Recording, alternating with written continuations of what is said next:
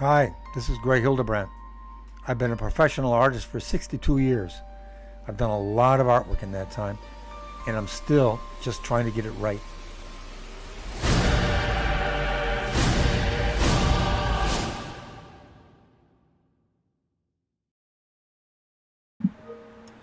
All right. Yeah, and we're still trying to get it right, right? Still, every single Yeah. week. I think we got pretty close that time. But anyway, this is about heroes. I'm Captain America. Rise and shine, soldiers. Courage makes a hero. There you go. That's the beginning of it. Is Captain America a hero? Sort of like, big-fisted Captain America. Bam! He's got big feet, too. Big feet, small body, big head. You know, he's like a hobbit proportion. Captain America, kind of like, So, That's Captain Bilbo. Captain. Captain Shire, right? Do they live in the Shire? Maybe I should do a crossover with the Lord of the Rings characters that I've drawn and turned them all into Marvel characters. Who would be who? Sam would be. That's a great question. Who would be who, folks? Yeah, who would be We who? got people turn around. We're doing it a Marvel Lord of the Rings mashup. Who would be who? Yeah, who would be who? Your mind says to go over all kinds of Yeah, juxtaposition. so Aragorn would be maybe Captain America, right? Yeah, he'd be Captain America, the Ranger, the hero, the king of Middle Earth. And then Gandalf would be. Come on, folks. who would Gandalf be in the Lord of the Rings? In the Marvel universe. Adrian says that we're getting very close to right, guys. And you know what? We're triply getting closer to being right because we can actually see the comments today. Keith did a fantastic job. I can actually read it from here. I don't know what That's how good it is. Big bold letters. Actually, For the old guy. Yeah. So who would Gandalf be in the Marvel universe? Oh God, who would he be? Uh, These are the eternal questions. would he be? Wait, guys. Well, okay, so are you going to go wizard and he's like a Doctor Strange? He's- Or well, is he Dr. more of like Professor X? This is the Yeah, leader, yeah. spiritual leader. Spiritual leader, yes, of course. Well, yeah. It's fun to think about. I'm going to dwell on that. Yeah. I think I'll just do a slide rule type thing. You know what I mean? Just let the words go by, the way they used to. At least Steve Allen said that's the way they name rock and roll songs. You just put a word here, you put a word there, and you slide them together. Oh, that looks good. That combination. Just random. We've done it. I've just done experiment. You scribble, just scribble. Then you start to see all kinds of faces in them. Yeah. Tons of faces. I would take like a block of charcoal, or not charcoal, but a block of graphite. Never liked working in charcoal. Hate it. What crumbles and falls away. I hate how it feels on my fingers. I did it when I had that brief stay in art school and life class. That was it. Yeah. So I take a block of charcoal. Say it again. Block of graphite. Tone the whole page, and then start. Looking for stuff in there. And then or with wood grain. So how do you make a hero? It's fun. What the hell? I do. No, I still do. I'll still look at tile. We have tile all over the place with textures and you know what I mean. And I'll look and I'll see it, and then I'll go and I'll see the faces, and I'll draw. I'll get paper and I'll draw all the faces I see. Faces and a lot of goblins. Tons of goblins. Goblins show up a lot. Yeah, they do. They do, and it's a fun thing. This is a kind of a side thing to do, sort of. Because you're designing a character, you're conscious about it, right? Yeah. So you're what personality traits, what is he, she, it to start off with. But if you're just doing that random scribbling thing, stuff will emerge that you wouldn't consciously do yourself. Yeah, I snapped a picture of a closet door, right? Because I saw it, I was like, oh, that looks like something in there. And then went from that and started drawing over top of it and turned it into a full illustration. Yeah. I'll have to show it to you. That's cool. What are we going to talk about? We're talking about what? Heroes or what is a hero? What makes a hero? Hero or superhero? What makes a hero? No, we What just makes a hero? we left it at at hero rather than superhero, because obviously superhero insinuates powers beyond. Right. Well, Which yes. one we can you can talk about whatever you want. Oh, Superheroes, heroes. What makes a hero? hell. My dad was a hero to me. I mean, I remember. I think we talked. I don't know if I talked about this last time, but the first image that I'm doing an autobiography, writing it and drawing pictures of it and everything. And I drew the first. I went back to the earliest memory that I have. Yeah, we did talk about that. We talked about that where the creature Yes. was in the room, and then my dad stepped in, and right off, I must have been a year old, I don't know, 2 years old or something. And there he was, all bathed in his dark room, baby having a vision of whatever, it's frightening. And my dad, crying. And my dad steps in, and all the room was dark and gray blues because it was, very early morning. He's getting ready to go to work, and he steps in, and he's shaving cream on his face. I still remember that so vividly. It was half shaved, and he always wore, suspenders, and he had a white shirt and his tie on, and he had this big smiling face. I still remember that. Yeah.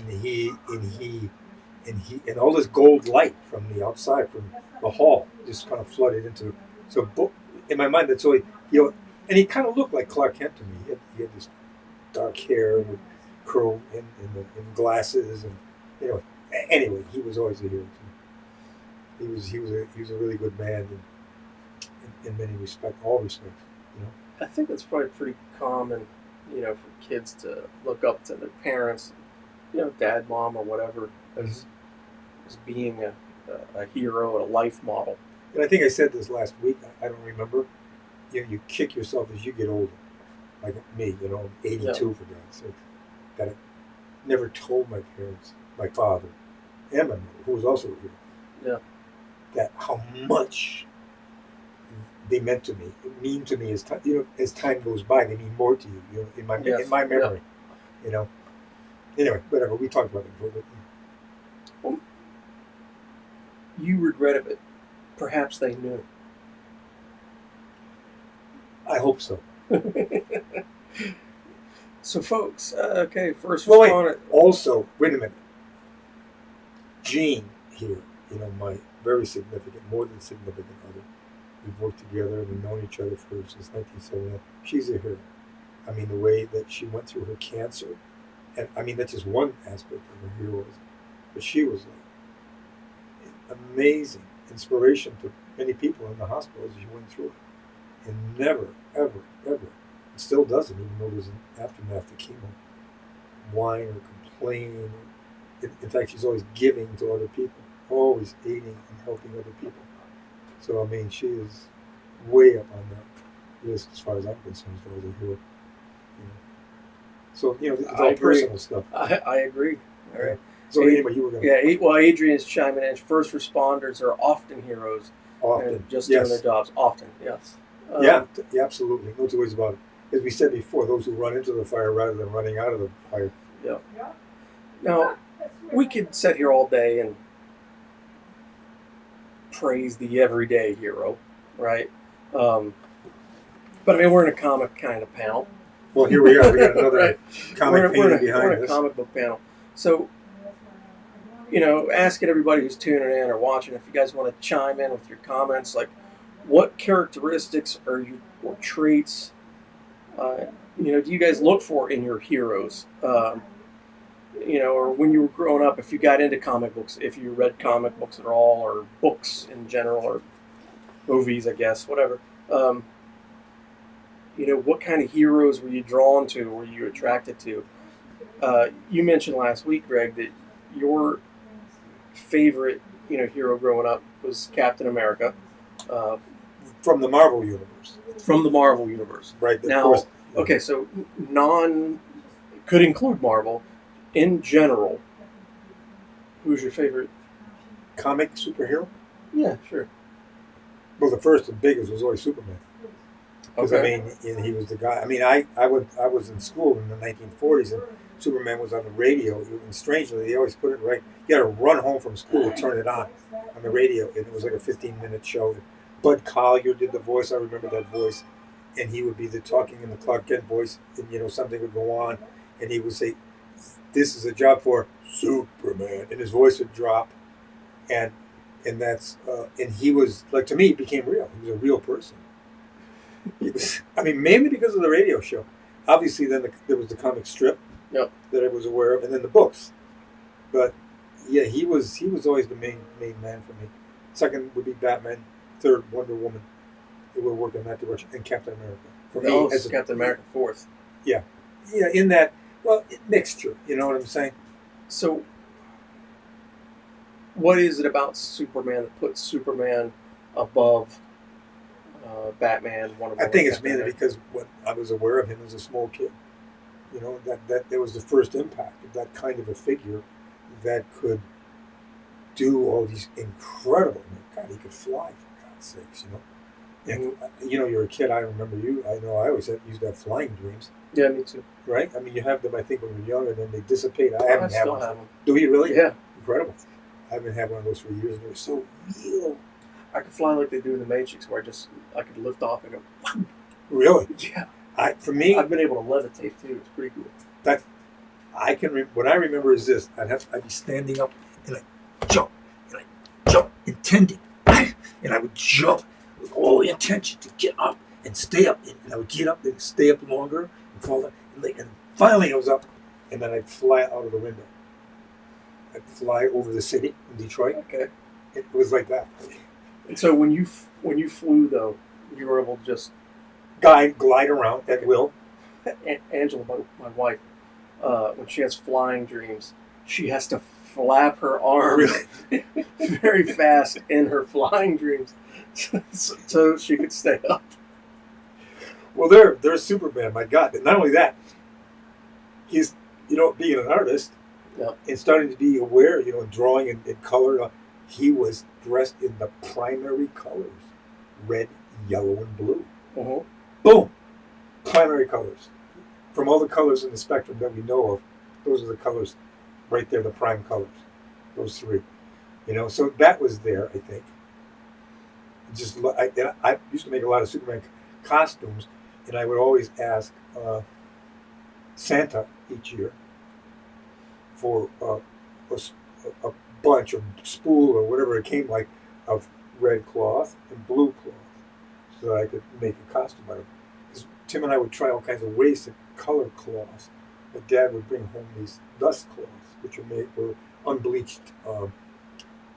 They were bleached muslin Okay. that they used in the office. Literally, they were just dust things. And he would bring these box loads of that cloth, and we would color it with watercolor to try to get. You could never. Anyway, whatever. That's a whole. But I digress. Yeah. Now, for me with Superman, Well, on top, he was the ultimate good guy. You know what I'm saying? He was. Yeah. He was like all about justice and all that business. yes. Truth. Okay. Like whatever. truth is. Virtue. Virtue. Yes. Virtuous. Yes. Now, I've come to like Superman more now than I did maybe when I was younger, getting into comics. Because things, I don't know, maybe the stories just weren't that good when I was getting into comics with Superman. Things kind of seemed a little too easy, because he's so I never thought that deeply. invincible. Yeah. He's completely invincible, Yeah, that became a storytelling problem for sure. Yeah, then you have to invent kryptonite. That came on the radio, I believe. That's where they invented kryptonite. Oh, yeah? The debilitating part, because they had on radio. You got a daily show, and then the up and away came from the radio, because that had to show you now he's taken off. He's taken off to that plane, up to that plane, up and away, whoosh. You hear the whoosh. Okay. Yeah, I think I actually began to appreciate the character more with the show Smallville. I doubt you've. I've never seen that. Yeah. It was taken on like a teenage Clark Kent, so it showed the issues of him, struggling as a teenager, learning about his powers and blah blah blah. Yep. but so I cared more about him then. But before, yeah, too strong.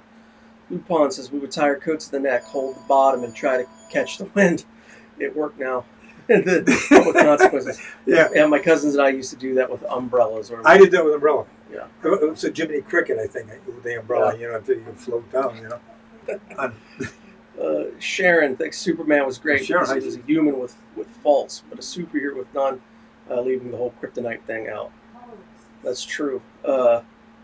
Honest in spite of challenges. That is, yeah, right, yeah, virtuous. Now, stay on Superman here for a second. I went into the DC offices a long time ago when I was at the Hubert School, and they had a bust of Nicolas Cage as Superman, and everybody at the time was like, "What were they thinking?" Because Nicolas Cage has got a little. Sorry for all the Nicolas Cage face lovers wasn't out he there. going to do that movie, or he was? Yeah. And so everybody was just bashing it. But they made a documentary recently about what they wanted to do with that film. Yeah. And that's an interesting film. Did you see it? Yeah, I've seen it. Oh my! Yeah, I was like the Superman that never was, or what the hell was it? Yeah, I was like, man, they should have made that movie where, where it said, Clark Kent was human with faults. Like how he was as Clark Kent, a nervous wreck. You're just fumbling over everything, couldn't talk. It's just so clumsy and all that. But as soon as then becomes Superman, I wish they would have done that version. Yeah, well, yeah. There's a lot of things that I wish, that I would have done anyway. But, So, we were talking, you and I, over the last couple of weeks of. Nicolas Cage with the Flying Elvises was priceless. Yes, I agree. Utah chapter. That cracked me up. Now I lost my train of thought. Oh, we've been talking about the hero's journey and again with the first responders and all that, the everyman stepping up and facing down their fears, using their courage, things like that, going on a quest, whatever, a heroic role. Now, I wanted to ask you, what do you think about the characters that have become extremely popular over the last 10, 20 years? The rise of the anti-hero. Right, the Deadpools, the Punishers, the Wolverine, for it's like that's interesting. Gene is a huge Deadpool fan of movies. Again, I'm stupid about this stuff. You know what I'm saying? I'm kind of ignorant. So, well, you don't have to think about it specifically in character, but so I'll approach the question this way. We've seen the development. Now, again, I love the Deadpool movies too. They're funny comedies, right? Yeah, they're hysterical. I loved the Netflix Punisher show. Yeah, I did too. But if someone actually started doing that in real life, we have a major problem. We got a major problem. But that's a distinction when watching fantasy. We have to be able to distinguish between reality and fantasy. And I think us artists who do this and writers that do this know the difference. So elevating the position of a character that has moral ambiguity. What do you? But how do you do that? If you were to do a story with a character, your character has, again, moral ambiguity. That's the phrase that came to me yesterday. Now doing my yeah. That's good. Do you address it in that story, or do you just let it be like they do, with Deadpool or? Yeah, I don't know. I mean, I haven't gotten there yet, and it's like this is kind of like I'm in white space right now in terms of my thinking about it. You've obviously thought a lot more about it than I have. Yeah, surprised you. And to me, it's still a level of I like to do things for the way they look, compositionally. Well, you do things for the way they look. Yeah. But what about the way you ingest things? Yeah, I mean, I don't. First of all, it's all fantasy, so I don't take it that seriously. In terms of this is not real. I know what it is, and I'm all for it. I mean, as far as creating individualism and new thinking and alternate thinking, because I'm not a believer that is the Wortham book on seduction of the innocents that comics are causing juvenile delinquency. I don't believe that in one bit. No more than what they did. Rock and roll was causing juvenile delinquency when it first started, and what games then finally caused problems. And I don't agree with any of that crap. So I'm not hesitant about violence on the screen or in the comic book. I mean, it's part of human nature. You don't have up without down. You don't have left without right, or right without left. You don't have hot without cold, or cold without hot. You don't have good without evil, or evil without good. So you need all that stuff, or else the universe I would think, that we inhabit would cease to exist. I would think. And besides, it's the yin and the yang. It's the unity of opposites that this is all about also, In other words, Daredevil needs Punisher, needs Kingpin. Kingpin needs character to define who each one of them is. You don't have one without the other. Is that real or true, or am I just inventing that or bullshitting? Well, first of all, any of this fantasy realm of comics, good guys and bad guys. Yeah. Then it becomes, well, what do you consider a good guy? Yeah. Which is what the question is here. Yeah. And where do you go with that? And it's all right for a good guy to swear and talk dirty. You know what I'm saying? Well, big deal. Sticks and stones will break my bones, but words will never hurt me. That's an old phrase. Yep. I mean, words can hurt people for sure. I'm not denying that one bit. But a word's not going to bust your nose. Right. I mean, it's all, especially what's the tone of it, what's the intent of it by the writer and the artist and the filmmaker, what's your intention, Are you trying to rabble-rouse? Are you really trying to cause problems? Or are you just making an entertaining film here? Trying to define something unusual or different or alternate or what the hell ever, you know what I'm saying? Mm-hmm.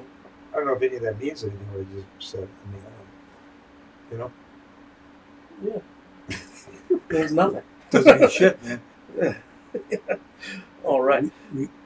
So we love it. Wait a minute. Who's Dexter? Okay.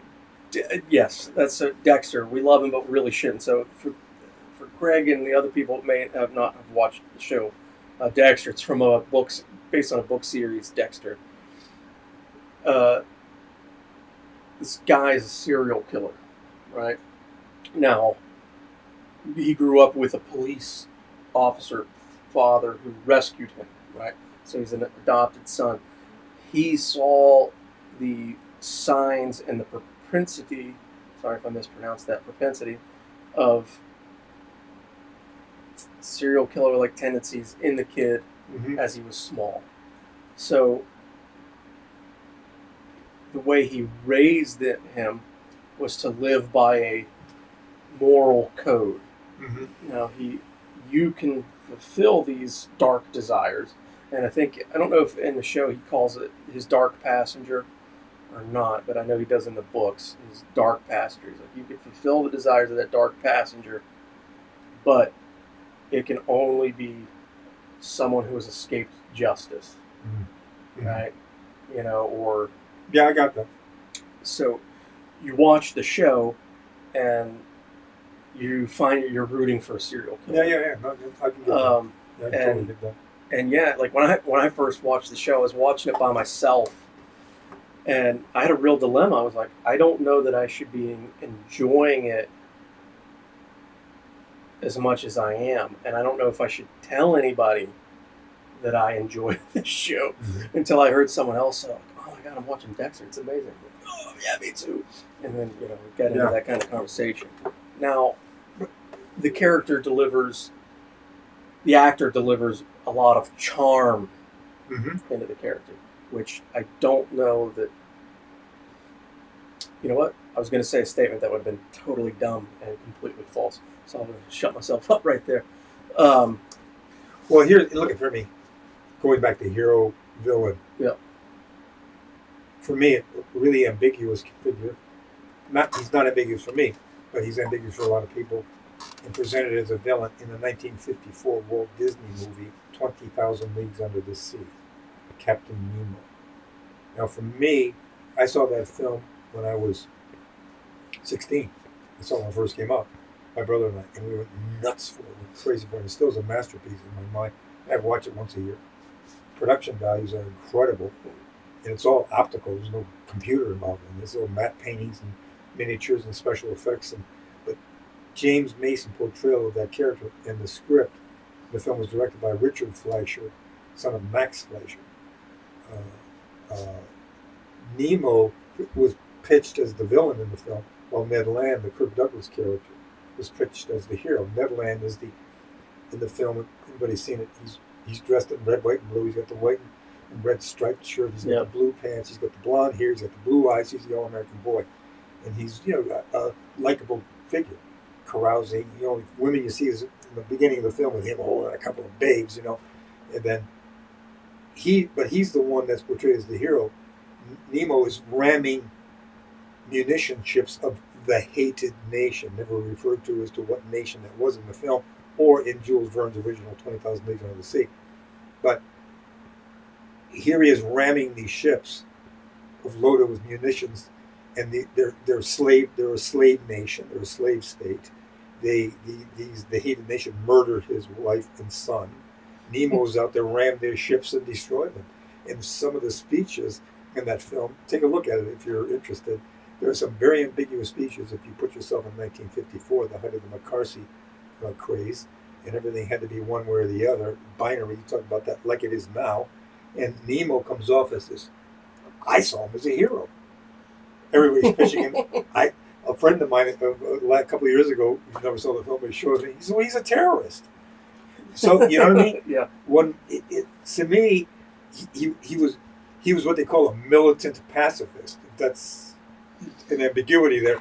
He was killing because he hated war and wanted to bring it into it. He hated what the hated nation was doing. Yep. And in any event, so it depends on whose flag you're under. Basically, there you go. One person's hero is the other person's terrorist. That's kind of like the way of the world, isn't it? It is. There are people that are more universally considered terrorists. Yeah. But even they think they're the good guys. They're the good guys. They're not acting. They're not walking around thinking they're the bad guys. Nope. So and they'll do anything they feel justified in doing any action that no matter who and how many people are killed. Yeah. Because they're right. I've got a question. So Sam Reeves has a question. It says, concerning theme, writers warn against getting upon a soapbox or preaching to the audience. How can a visual artist avoid this? Or more specifically, what can an artist use to balance out a heavy-handed theme? Well, I don't really think that it's wrong to get on a soapbox and preach. Preach away, baby. It does. How well do you do it? Is what it comes down to. How well done is it? Yeah. I've been working on a graphic novel for 20 years, and it contains much of what I love, much of what I despise, and I don't hesitate in it. I don't really give a shit. I'll say everything in there that I want to say.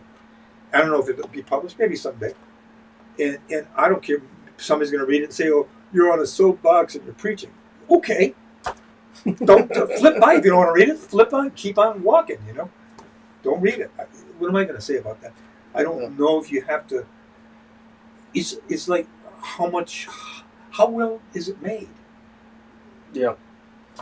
Well, one way to avoid it is to disguise it.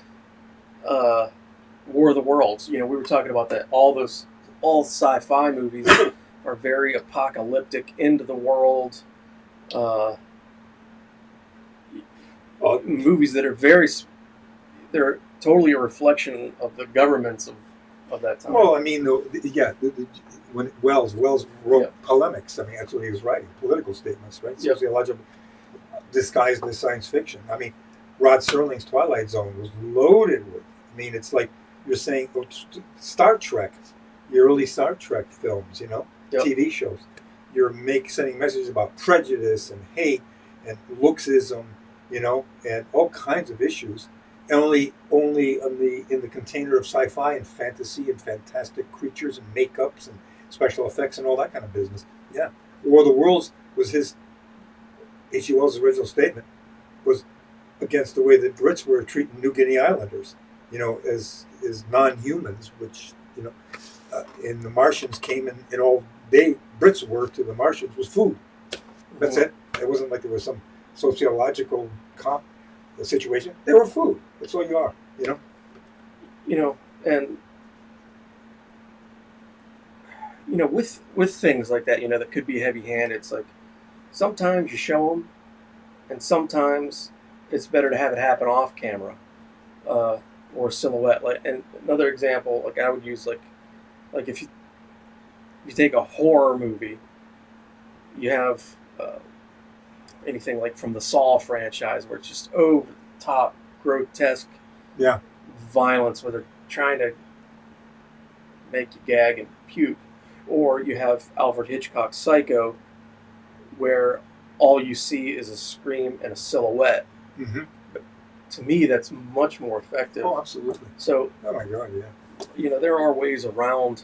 I mean, what? But yeah, like that scene is character disguised as mother stabs woman in shower. You could show that very heavily handedly. Yeah. Or. Well, I remember talking to George Pal, one of my childhood hero, War of the Worlds, his version, and one of the great filmmakers, original serious filmmakers in Hollywood, Hungarian, puppet tunes and all that stuff came here, and he said, the less seen, the more apprehension there is of violence or horror. You know what I mean? You don't show it that clearly and leave your imagination to take over and to fill in the gap. That's much more powerful, But I think on social issues and, history of injustice, racism, and all those, everything, it should be shown clearly for what the hell it is in no uncertain terms. It's like somebody just said, don't censor yourself. Alex, don't censor yourself. No. Well, I mean, yeah, well, you not if you're trying to convey. Don't censor yourself, but edit yourself. Yeah, edit yourself. If you're trying, censor yourself for sure. If all you want is to create shit in the world and anger and rage and upheaval and more crap and more violence, no. But so that's there. You don't get to yell fire in a crowded movie theater if there's no fire. That's kind of like pretty obvious and pretty simple, and there it is. So it's got its limitations, free speech, freedom, and all that, So Sam follows up with that so there's nothing wrong with an obvious theme that does not detract from the artistry, ? You touched on that a bit. It depends on what it is, what you're doing, how well it's made. If you look at the Roots or Amistad or 12 Years a Slave, which I just saw not that long ago, and said, why didn't I watch it earlier when it came out? They're right there. It's delivered right. Yeah, there right it is. there. And so sometimes I feel that it does need to be. Well, look at like if you take the my mind's going off. You see, all of a sudden you're ready to say something, and then you fall. God, we'll just keep moving on. It'll come back to me what I was going to say. Right. But sometimes you want to crank it up, too. You want to increase the statement being made. Yeah. For the sake, exaggerate it to an extreme degree. You know what I'm saying? Or even use comedy. Look at how Mel Brooks used comedy in the history of the world. Who in the goddamn hell would ever do the Inquisition as a musical number? The Inquisition. You know what I'm saying? Yeah. Yet you laugh like crazy. It's just like, but at the same time, for me, when I saw all that film, it's like, my God, look at this. He's freaking sucking it to them like fucking crazy with this outrageous musical portrayal. In other words, that's what it did for me.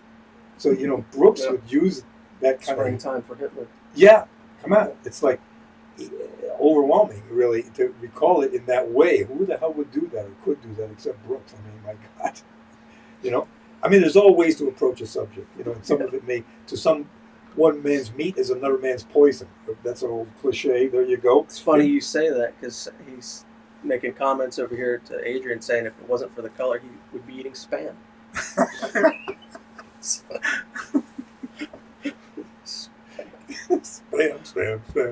Yes. Camel at the Snapple.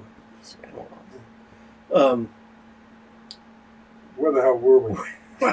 Well, superheroes, Marvel. One of the things that I thought about when I was doing the Marvel masterpieces was like that, or one of the main things I thought of was like, Gene, you have to research these characters for me because I didn't know that much about them. Mm. You know, so you mentioned Deadpool. Yeah. I painted that. I never heard of the guy. I said, who the hell is this? You know, and so it became. Gene would check on them. She was getting all the books from Marvel and reading every one of them. They would send every monthly pile of books to her, and she would read through them all and inform me as to all these characters. You know, I knew their names, I heard of them, but I wasn't like involved. You know what I'm saying? Yeah. And I don't know why that was just a little segue there, but just kind of like returning to the Marvel Masterpieces book. You know. Now, I want to touch back on what he was saying in one other question. You know, with the complex or an in-your-face subject. Again, going with like the Punisher TV show. That was a pretty in-your-face show. So was Daredevil. Incredible. Yeah. Fantastically well done. But I think, you know, if you have that in-your-face theme, you have to have notes to it, right? Mm-hmm. You gotta, you know, I mean, if we're talking about a single illustration, that's one thing. Mm-hmm. But if you're talking about a comic book or a movie or thing like that, you got to have the high points and the low points, and you also have to have a subtext in there that once the noise of what you're yelling about becomes noise, you can find that deeper reason. Right, exactly. They did that very well with that show. Yeah. The writers, everyone involved. I mean, it's the first time ever for me that the Punisher became a human, somebody I could really sympathize and relate to. Yep. And, you know, not that I'm saying that I was any Punisher expert. I'm not. You know what I'm saying? But this really, really went beyond. You know, it's like in a sense, it's more than this caricature. It's not a caricature. It becomes very, very real. He became very, very real possibility. You know, well, that whole, all this too. The way they treated this whole show, to me, and it's terrible that it got canceled. You know, it was one of my favorite Marvel things ever. You know, Daredevil. I agree. And D'Onofrio was, oh my God, really, he was terrifying. Just the close-ups of him not saying a word, that seething. He was terrifying. Just incredible. Boy, he's a great actor. And he didn't have to do a whole lot. No, he didn't. Staring at that white wall picture, it was amazing. Yep. Amazing. All right. Hey, Gene, what is the code for the week? What is the what? The code. We have to have the code word. Oh, a code word. Oh. It's like Pee-wee's Playhouse, the magic word. Just Art 10? Art 10. Okay, folks. Art 10. A-R-T. I see 10. Adrian's talking about the life of Brian. Hang on. Oh, yeah, I'm sorry. We're doing business now. Oh, yeah, you're doing business. Art 10. Again, that is 10% off merch and art, except for Tolkien, folks. Sorry about that. No Tolkien discounts.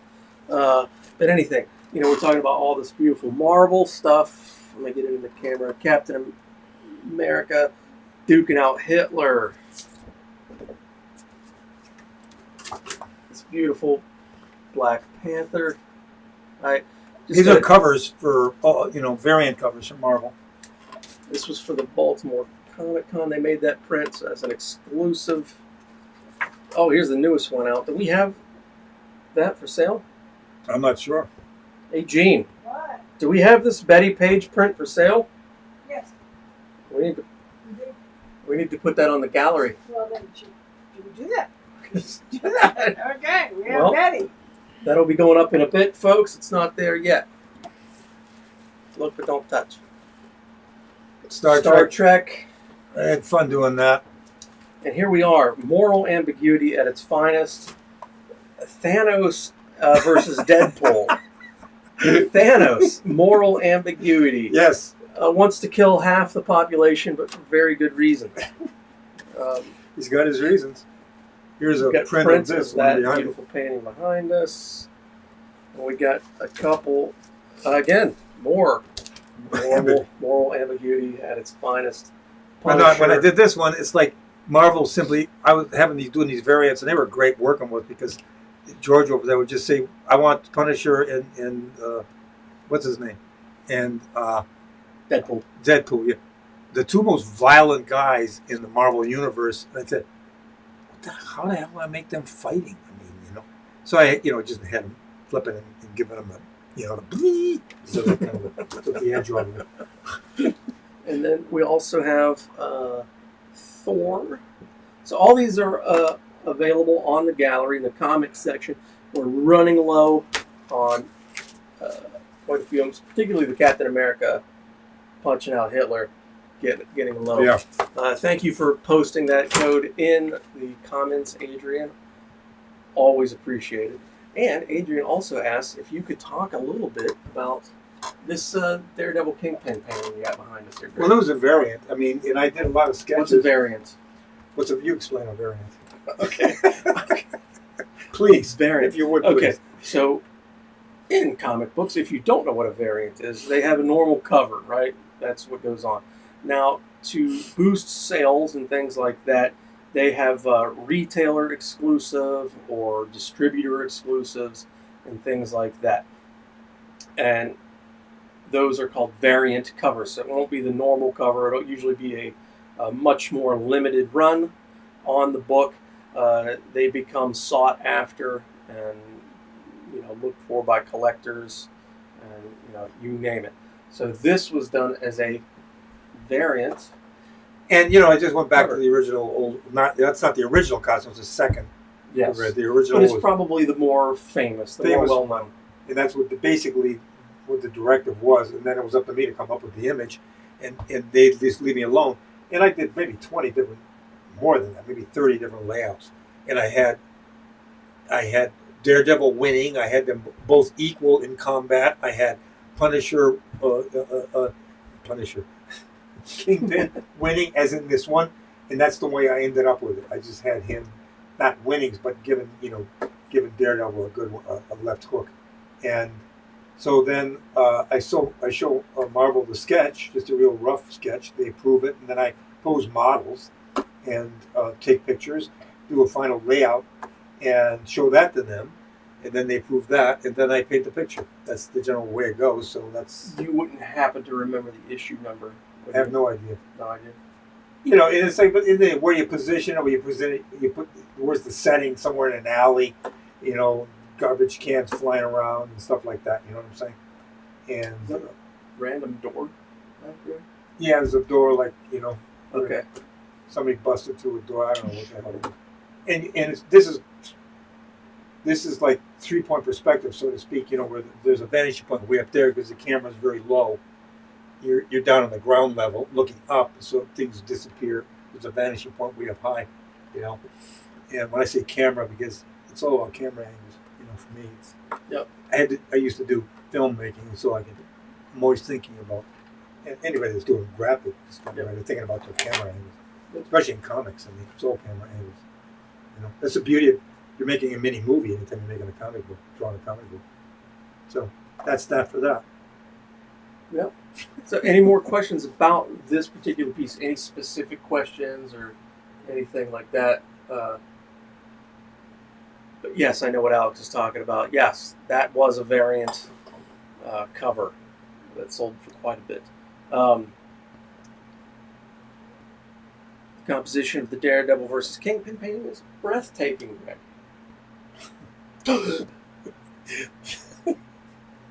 Thank you. I like that.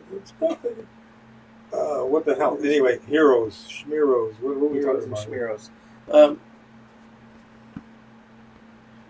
Where doing were we? business. We were doing business. You were doing business. Okay, And so again, done- one yeah, more well, time. Art 10. And that'll be good through the weekend. And so anybody that's watching this later, it will go through the weekend and it'll end on Monday. All right, Monday. So And art Monday evening. end on Monday evening. Gene says. Okay, Monday evening. That's Eastern Standard Time. So for our Australian friends, it'll end on your Tuesday in the evening. All right.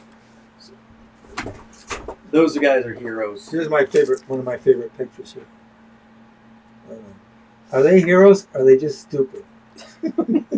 I have no idea what this picture. Somebody sent this and so I don't know what it is. I like it. You have no idea what it's about, what those helmets are. Look at this here. Here's Gene posing for me. In the past is a warrior okay, so that hero. might be the answer. What makes a good hero, or what makes a hero is a good costume. A good costume definitely makes a good comic hero anyway. Yes. And you know that's the key. That's the thing that grabs you as a kid.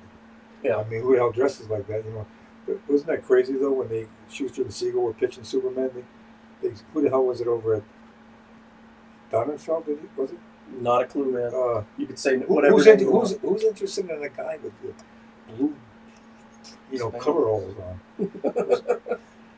Whatever. I don't know. I think it's- Apparently, a lot of people. Well, I mean, it was always looked at as by many people as a stupid kid thing.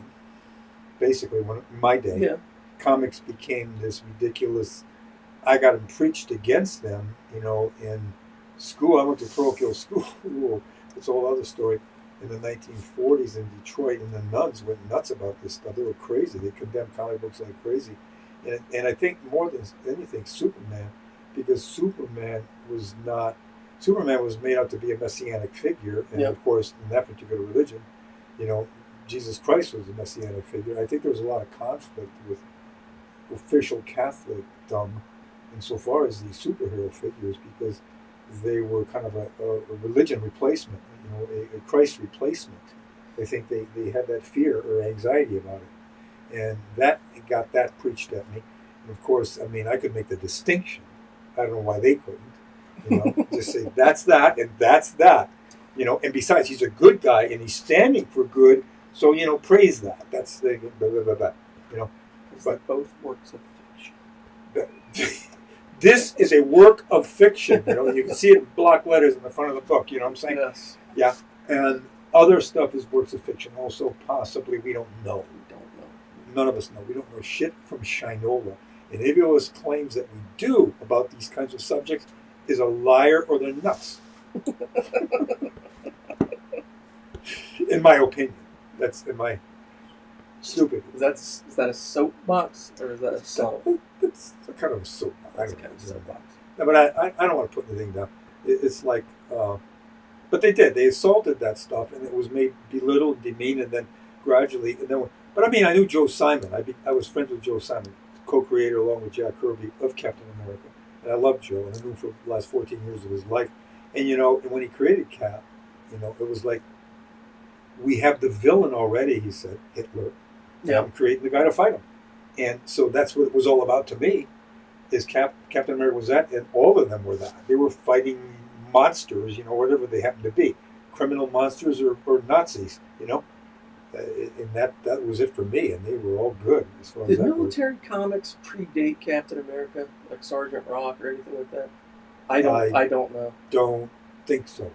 Somebody's going to know. They're going to. If anybody Well, the watching answer- knows if No. military comics predated Captain America. I mean, I'm no historian, so I don't. I have a superficial Yeah, I have no knowledge. idea. I have no idea if there was a But first one. to me, those guys were, and Wonder Women. She was Yep. the first. But no, the Girl Commandos was a issue I was unaware of. In the 40s, there were a group of women fighters. They were, kind of like the Blackhawks. They were a group of international people fighting the Nazis. And they were women. They were out there in the front lines fighting. Girl Commandos. Look it up. It was written and drawn by women. From what I understand. It was really cool. No, but that we're talking about the being demeaned as kid stuff. I think that was more in America, in the United States, than Europe. For sure. Oh, sequential art was always seen as a high art form, in Yeah. Europe. Yeah, I'm not sure about superheroes though. That still may have. I'm not sure. You know, but it's like that wasn't until relatively recently that we had the superhero craze. Look at how they treated it on TV with the Adam West things. They were Yeah. afraid to take it seriously, so they made these dumpy, goofy things, which I did not like in the least. It was insulting to me. I was insulted by it. That you're going Yeah. to take this and do that with it? It's like, give me a break. And so they didn't know, but comics got that way. Superheroes got that way through the 50s. They didn't know how to handle them. They were sort of making jokes and you know what I mean? There wasn't a certainty of how to handle these guys. And well, the weird irony of that, to me, is that then in the fine art world, you Lichtenstein or Lichtenstein, however you say his name, Oh, that's son of a bitch. ripping That's off thief. comic book panels, and then everybody praising it as high art. Yeah, The actual artist doing the actual work is kid stuff, but if you blow it up, it's now tell a high story, invent it, make it look avant-garde, and you're progressive, and you're and all that crap. And he would never recognize the sources either, because I have a friend who tried to get him personally when he was alive to give credit to the swipes, to the sources he swiped it Yeah. from, and then to the Guggenheim itself, who owns, I think, his stuff. They won't do it. art. No, well, because if they admit to it, then they're admitting to Yeah. copyright infringement. Copyright infringement, thievery, and giving him all the credit. That's what got me. It really pissed me off. So how many of these comic book guys, the originators, died in poverty? Yep. And this thief goes and makes millions of dollars, becomes globally famous. Yep. Yep. This is it's ironic you're talking about comic books on Facebook today. A literature professor and Sam were talking about how some students can't visualize images when they read. Comic books help bridge that gap. Well, that's. I mean, I grew up at a time frame. Part of what the nuns used to preach about against was that the fact that they were visual got them infuriated. That was for stupid people. Pictures were for stupid people. Words are for higher intellect. So that you have to read the book. That's where everything is at. Now, there's a whole mixed conversation about that. Like a lot of authors, J.R. Tolkien didn't like illustration. And I get his argument. He didn't want an illustrator pinning down the image. Yeah. He wanted the reader to have it in his own mind as to what the thing looked like, as opposed to other authors like Robert Louis Stevenson loved illustration. He admired illustration, would in fact write scenes to build up to an apex image that an illustrator could paint. Yeah. But pictures were always the demeaning that someone was not intellectual, visual. So the world that we live in and inhabit, because it's all visual, is not intellectual. The way that tree looks is not. Words written about that tree are the thing Those that are we should play. intellectual. Well, that's a way that I think the early church too. They denied pictures were only used in their case for propaganda purposes. I guess when used for propaganda, furthering their belief system, and with any other religion, politics, that it furthers that particular system. Now it's okay, but if it's not to furthering that system, it's demeaning and stupid and not anti-intellectual. I know I'm rambling all over the place. It's fine. Well, I mean, I could talk about soapboxes. Pictogram communication is it's far more effective than words. And the reason I'm saying this is that, well, words require you to be able to read. Now, people might jump to the conclusion, oh, well, you're stupid if you can't read. Now, okay, there's language barriers that go on. Not everybody speaks the same languages or writes the same languages, things like that. Words have different meanings provided into context. Yeah. I know a lot of people that, with disabilities that are perfectly cognitively capable, but can't speak. Mm-hmm. But they could communicate using pictograms and looking at pictograms. Right. There, I think Adrian just said it's immediacy of the idea. A picture provides an immediate context, and if it's not made so subtle, then everybody knows pretty much what's going on. And that old phrase, a picture is worth 1,000 words. Yeah. That enters the scene. If you were to see, how about one of the most famous photographs, Marines raising the flag in Iwo Jima? Try to convey that in words. You know what I'm saying? No. You're just not going to pull it off. It's not going to happen. And, don't get me wrong. It's words. My God. Yeah, I no, you read all the time. Yes, I read 5 books at a time. But I'm just saying, though, for those who make the distinctions of that's thumbs up, that's thumbs down. You know what I mean? That kind of stupidity is what I'm talking against. That extremist point of view. Yeah. So some person. Okay, we'll skip to Greg. Have you ever met Alan Lee? No. You know. Yeah, Lord of the Rings. Yeah, of course I do. Love Alan's work. Yeah, he's incredible. He's fantastic. Yeah, no, he was amazing. Yeah, but yeah, no pictures.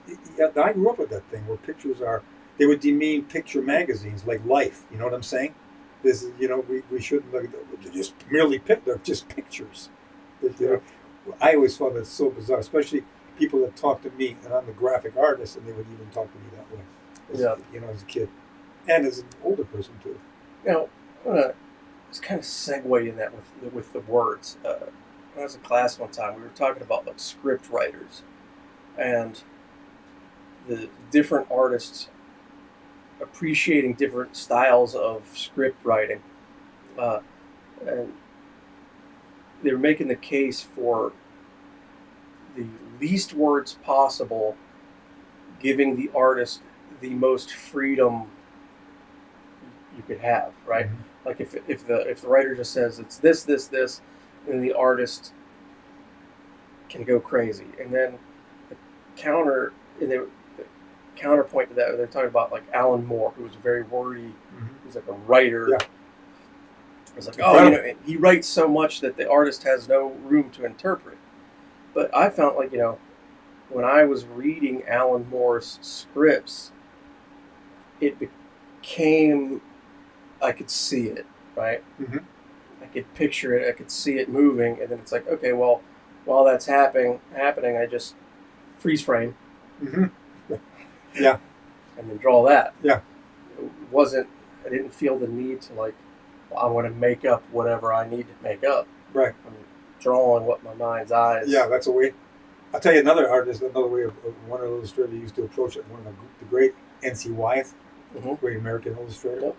would try to paint a picture between the lines.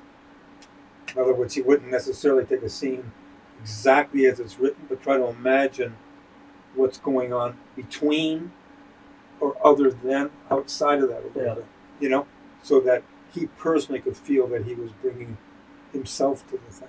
You know what I'm saying? So that it was a personal painting. So with the graphic novels that you have done, couple of them too, right? I was going to segue this into the children's book stuff too, but let's start with the graphic novels. Right? Last Goddess of Krypton, right? It's DC, the DC one. Walt Simonson wrote it. Okay, so he wrote it, and then who? X-Men Oasis. Mm-hmm. I can't remember the author's name. Okay, he was doing all the X-Men Oasis. How did X-Men 2099? X-Men 2099. And then you also did Emerald 7, but that was you and Gregory, your son. My son and my brother. Right. That's original. Yeah. How did you then approach it coming from script? Well, we also did Tearing the Pirates for the strips too with Michael Uslan. Yep. Read what Michael, see in this case, Michael Uslan, read the script. He broke it all down. He was very adept and skilled at generally in breaking the whole panels down. Panel 1, 2, 3, on the dailies. Uh-huh.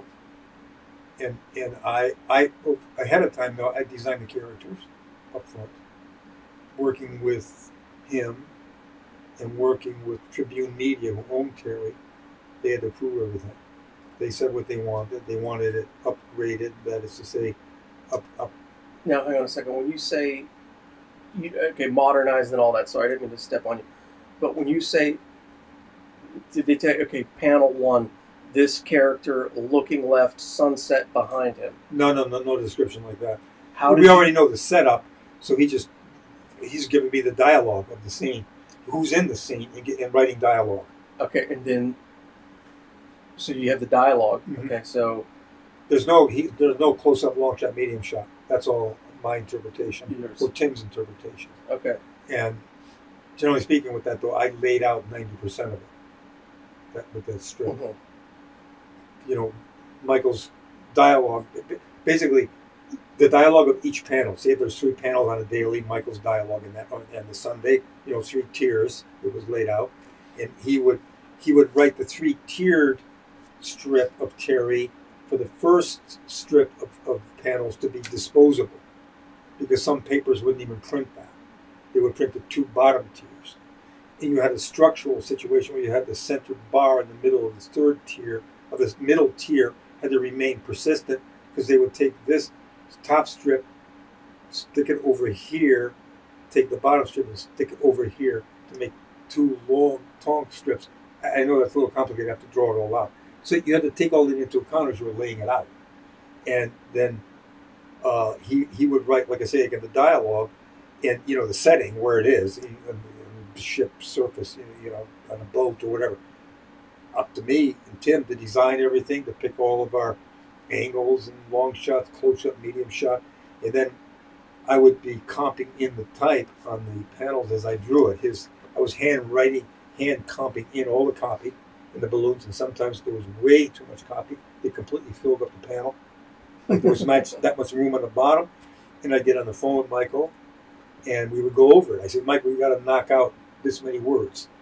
So he'd be on the phone with the script, and he'd be telling me which words to knock off and what sentences, and here's the way to rewrite it and stuff like that. I'd be working back and forth with him all through the whole year on the script like that. Cool. Mainly over, there was too much dialogue, and it was great. I had fun doing it. It was just a ball. But mainly, they were all visual decisions were all Tim's and mine completely. How to design everything. Tribune Media said they wanted the thing modernized, and Terry had to look more of a modern kid, than we're not doing the 1930s or 40s, and so we made him look more with a, punked him up a bit with the hair and the earring, and of course the original fans of Terry and the Pirates went nuts. Old farts my age and older, you know what I'm saying? And they were going crazy over this thing. How could you do this? It's like profaning a sacred object. And I kind of felt that way myself, because I was a milk and if not all the guys my age, which were copying a comic strip, it would be Terry and the Pirates, the original. Yeah. Now, what about like with X-Men Oasis, and now you're just going from a strip to a comic, and you're interpreting that script? Was it same way? Was Same it just way. Dialogue? Yeah, same way. Some scene description, if I recall right, the settings, what it is. Up to us to design it all, though. Nobody gave you the exact design of anything. And if there were new characters that weren't in his original story that we had invented, well, I would invent the way that character looked, and invent the costume for them and all kinds of stuff like that, And so you actually then, with that being said, you have character creation credits. Yeah. For... Well, I think most of artists that work in the medium do, don't they? You end up drawing it, that character's not been drawn before, and he's a new character. Yeah. And you're not given the character model sheet, which we never, we didn't get for him. It was up to me. And I just made him look the way I wanted to make him look, given what I read from the script and the way I thought he should look. And I picked model. All that stuff was all posed. I used models. And I picked the guy that I thought fit the part for the way I wanted to make the guy look, and posed him. And that's the way he ended up looking. And so with that, Art 10, folks. Art 10. That's the code of the week, 10% off. And we're talking about that X-Men Oasis story.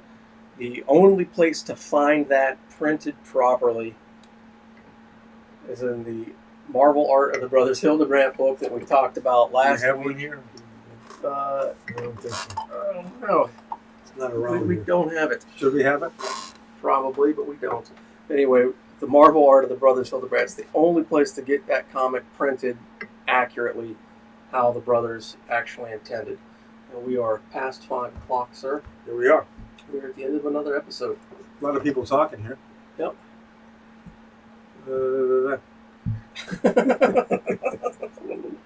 It's don't you said you can't tell us folks from before.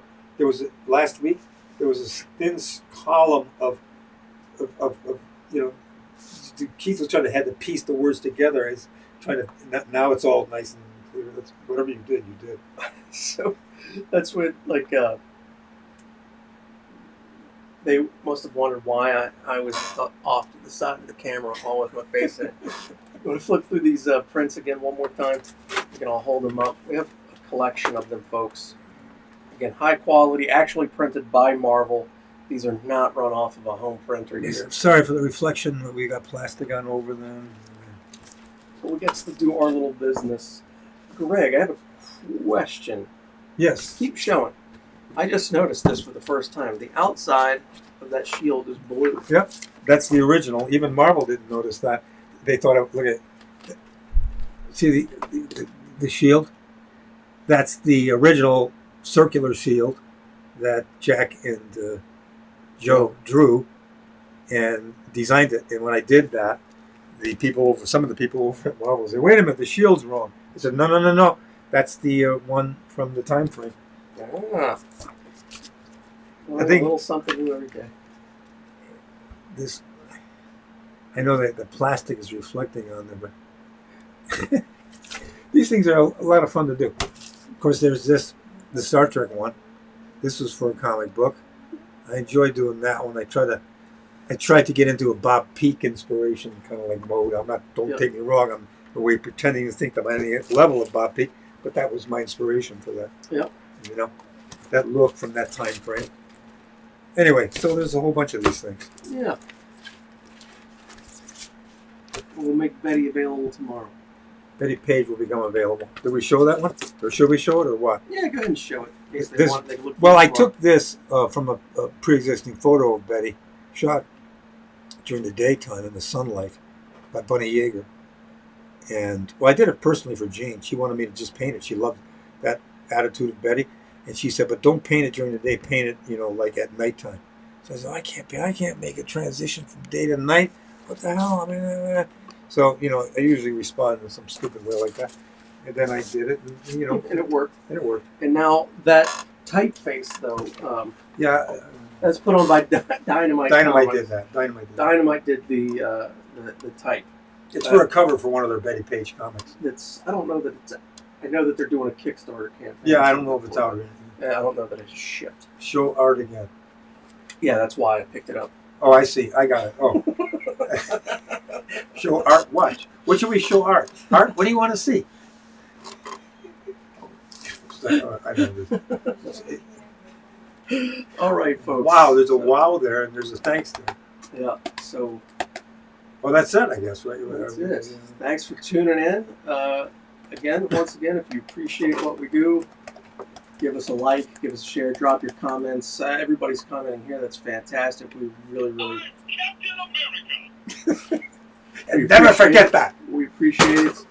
And yeah, tell your friends and take advantage of the Art 10 code. And we'll see you next time, folks. Have a good Adios. night. Bye.